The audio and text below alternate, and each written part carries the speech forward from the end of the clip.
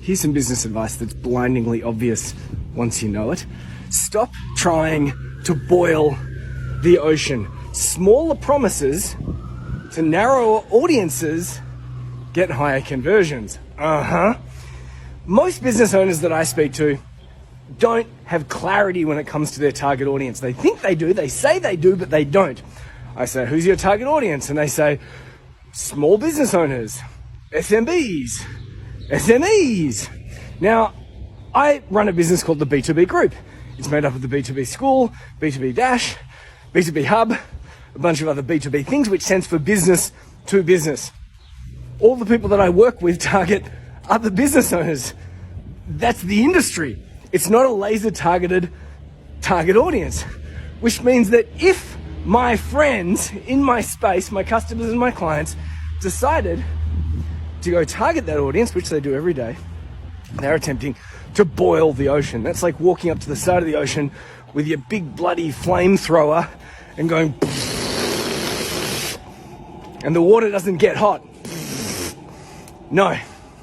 You can take one little billy can of water, that's a saucepan if you're American, stick it over a little flame and it will be bubbling in no time. Don't try to boil the ocean.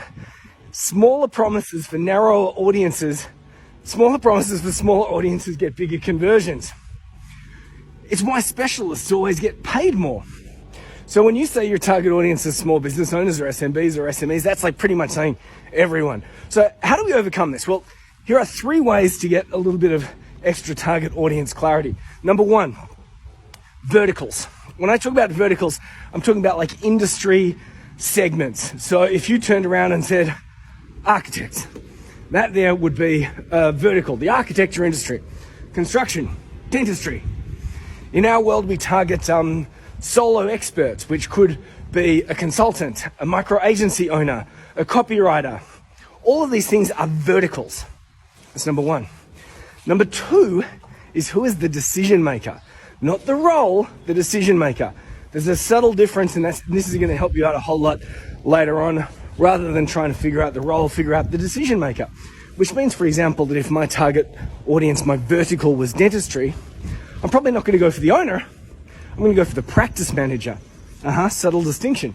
Because we want to be able to reach out to the decision maker. All right, the vertical decision maker.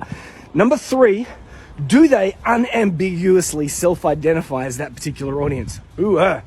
So I meet people and they say, my target audience are heart-centered business leaders. Heart-centered business leaders. Now, am I a heart-centered business leader? I don't know. I think I'm compassionate. I have a soul. Sometimes I feel like a business leader. Other days I don't.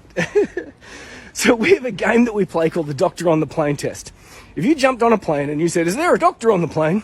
The doctors would all go, yeah, that's me. If you say, who's excited by health and mindfulness? They look at each other funny. So a heart-centered business leader could be a CEO of a not-for-profit. In that way, I've addressed the vertical, I've addressed the decision maker role, and it's something where someone can unambiguously self-identify. So stop trying to boil the ocean. Smaller promises for smaller or narrower audiences get bigger conversions every time.